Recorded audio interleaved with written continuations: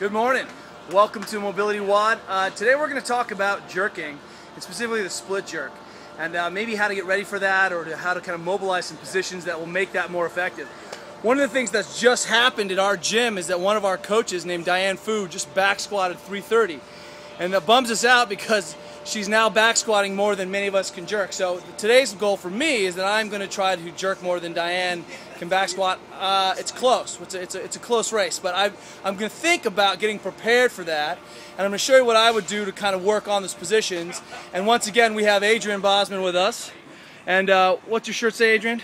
I think it says it's not me sweating, it's my body crying. That's right. It's in Swedish. There it is. So here's what we're going to do. It's a two-piece mobility WOD today. The first piece is that we're going to work on a box and work on kind of prepping the hip and exaggerating some of the positions we would normally typically see in a very split jerk position. We're going to work on biasing those tissues so that we can really keep an upright torso. If you lose that integrity of that spinal position and you're not a fence post, then chances are your jerk is not going to be successful. And if you want to beat Diane Fu at 330, boys, if you can't squat 330, you have a problem. Then we need to get on it. So here's what's up. So Boz has got his foot up on a box. This could be a table, a bench, could be anything. The first position that he's going to work on is exaggerating this kind of split jerk position.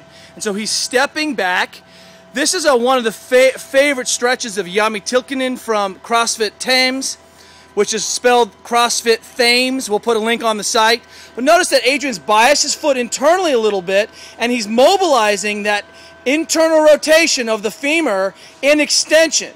And that's that position that we're always working on trying to exaggerate a little bit in that jerk position. Can you turn that foot out, Adrian, and so we see it split? We see a lot of athletes split with that back foot turned out, and that creates a really soft kinetic chain. That right shoulder isn't very supported. Go ahead and do that.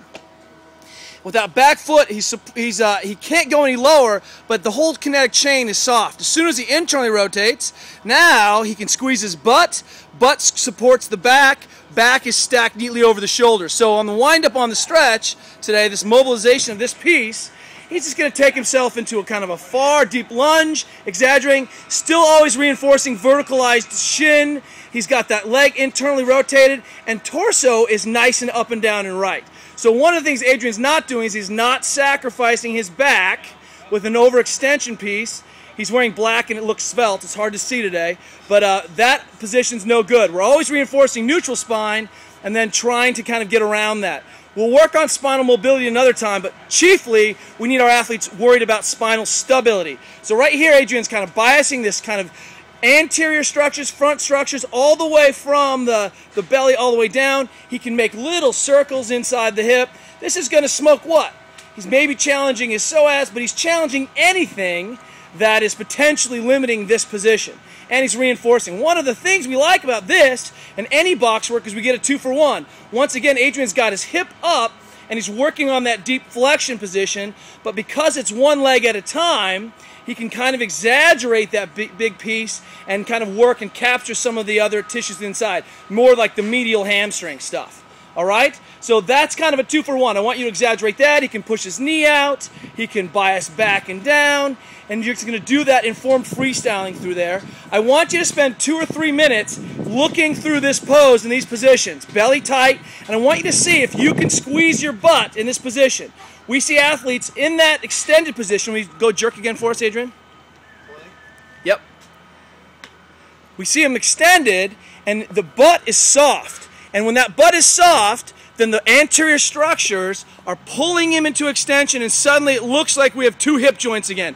All of the hinging, the tissue hinging, all of the overextension through these segments are faults of that midline type. We want to pull that in tight and be organized, and we want to have that butt being able to support the spine. The glutes here really do a lot to prevent overextension, and that's how we're thinking about that, besides, of course, that they work to powerfully let Adrian come out of that hole. So when we see athletes miss onto their front foot and step forward, bam! When we see athletes doing that, our cue, or mono R cues at the gym, is that's pathognomonic for, hey, I've got an issue and my athlete's weighted forward on their leg. That means that they're usually a little bit tight in the front of the hip and they're landing with not the butt on. One time, Adrian's tight, he's integrated, and he won't lose that spinal position. He jumps, and then he doesn't let the tail wag the dog, okay? So that's homework number 1, 3 to 4 minutes each side. Homework number 2, I'm going to hand it over to my assistant. We are going to take these 2 balls now. You should have a couple of lacrosse balls. We're going to tape them together with some athletic tape. Just run them around. No big deal. Make it pretty if you want. I'm just going to go 1 loop and then tape the middle, and that will be fine. People go a little bit crazy. Set. All right, now here's what we're going to do. We're going to put the second piece to work on being comfortable overhead. If I'm limited here through the top section, then as I extend, the arms sort of hit the shoulder blades pull into extension, and now I'm overextended and I'm missed again. And I'm not organized. So I need to be able to not tilt the rib cage, but create extension through the rib cage. So I'm going to bias that position by getting this lacrosse ball in my thoracic spine. I'm going to lay down on it.